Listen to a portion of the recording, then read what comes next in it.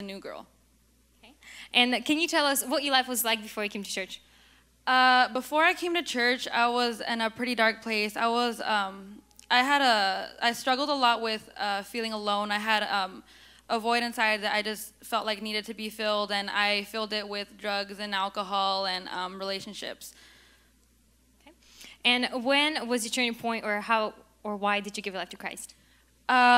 My turning point was the day that I came, the Wednesday that I came. Ilias was speaking, and I felt like everything he was saying was meant for me, that I was the only person in the room. So I told myself, you're not going to get this anywhere else. You're only going to feel it here. So just do it before you go home and you just regret not doing it. Okay. And what was your life was like since then? My life since then, God has given me a lot of strength and the power to say no to my old habits, to say no to my old life. What is your goals and what are your dreams as a follower of Christ? My goal is ultimately to get a better relationship with the Holy Spirit, get a better relationship with God, and the next step for me is to get baptized. Awesome. Next, miracle catch. And what is your advice to people that maybe live the same life that you lived before you give your life to Christ? Advice I have to give is that if you feel like you have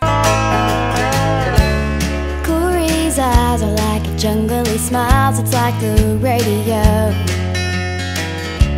He whispers songs into my window in words that nobody knows. There's pretty girls on every corner, they watch him as he's walking home, saying, does he know? It's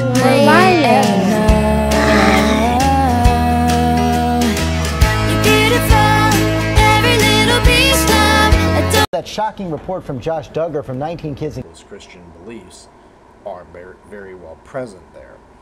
When someone is in your ear telling you that God wanted this to happen for a reason, God wanted to test you, it often leads the individual who was abused thinking that it was their fault and brainwashed to that idea. Often this goes so far as the family even telling them that it was their fault and going so far as to say that God was punishing you for your sins. But let us look at the real hypocrisy and lies behind all this. While the family tries to make up insidious lies and justify Josh Duggar's actions, the truth, as well as the fact that information can be accessible to those who ask for it, will reveal itself. The family previously stated that Josh's records were sealed by Springdale Police Department. However, given that a police report was filed after Josh was 18, he was therefore legally an adult, and therefore no seal was warranted or necessary at that point. Thus, this leaves the media open to be allowed access under the Freedom of Information Act. Ernest Cate, the Springdale City Attorney who revealed the case files that were granted release by Springdale Police Chief Kathy O'Kelly, got an FOIA request from a media outlet and thus was required to release the information about the case under the Federal Act and State Act for that matter, with the names of the minors in the report just being redacted. Therefore, all of this was done legally, and the Duggars have no legal or legitimate case for trying to cover up their son's crimes.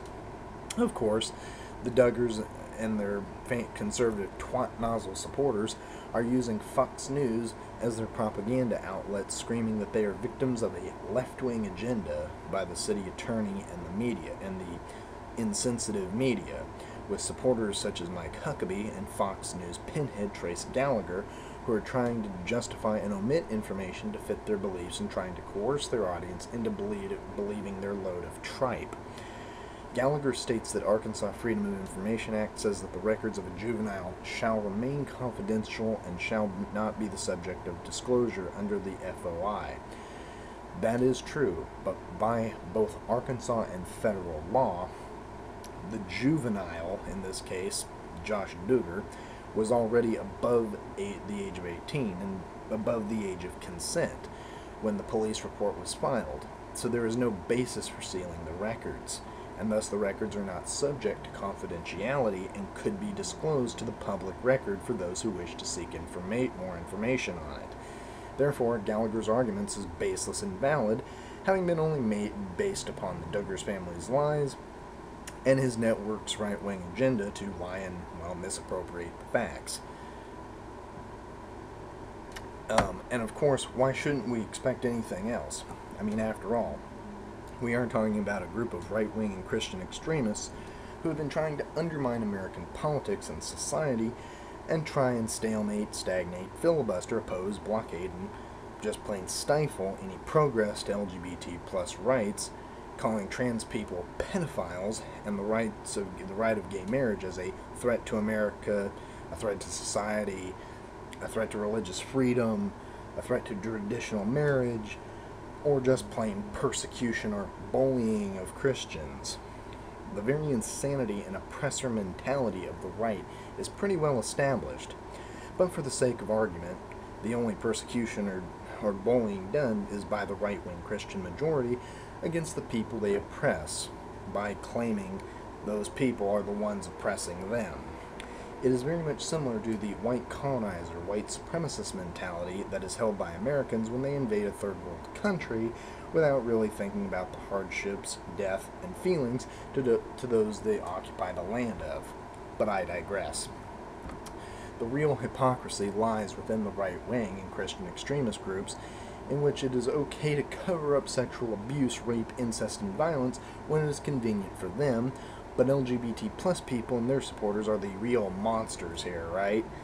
Take for another example of a Republican and former Speaker of the House, Dennis Hastert, who is alleged to have abused an Illinois man when he was in high school, when Hastert was a wrestling coach there at the time.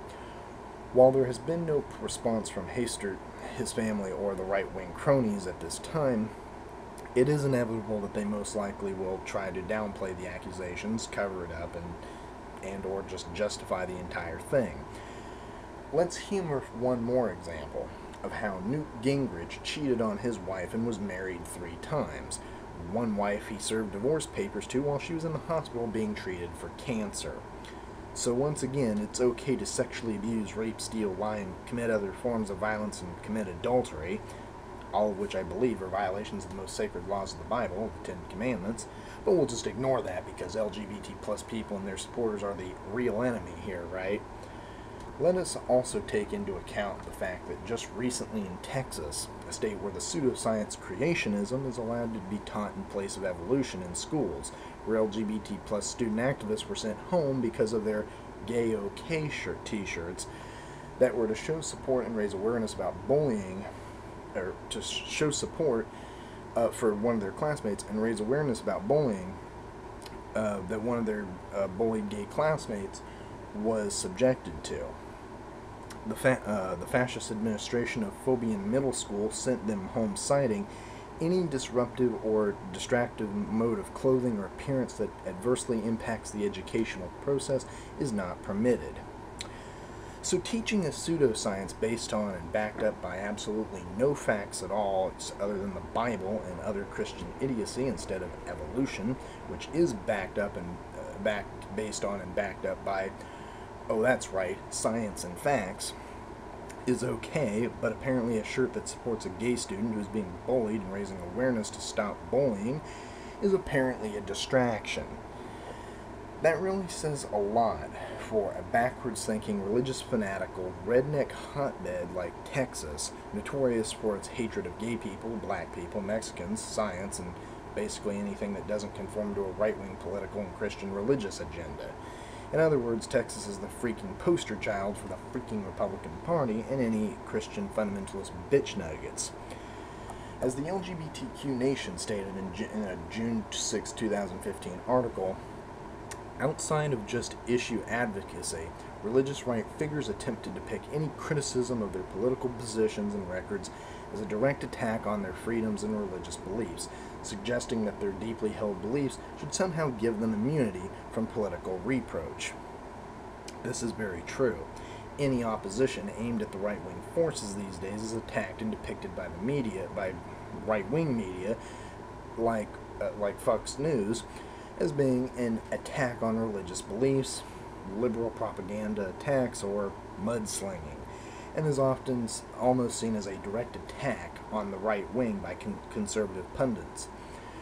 when in actuality it is simply just people stating their opinion, stating the facts, and just plain having a different view.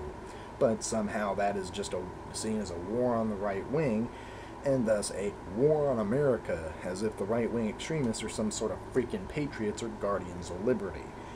They have no more right to be judge of what is American and what is constitutional, just as they have no right to be the judges for their Christian God, as their beliefs are not the same as another, and frankly to even think that they know what is constitutional and Christian is just plainly laughable, as they are frankly some of the most demonic and fascist individuals on the planet. And maybe that's why the U.S. military, who they seem to regard to the utmost pride,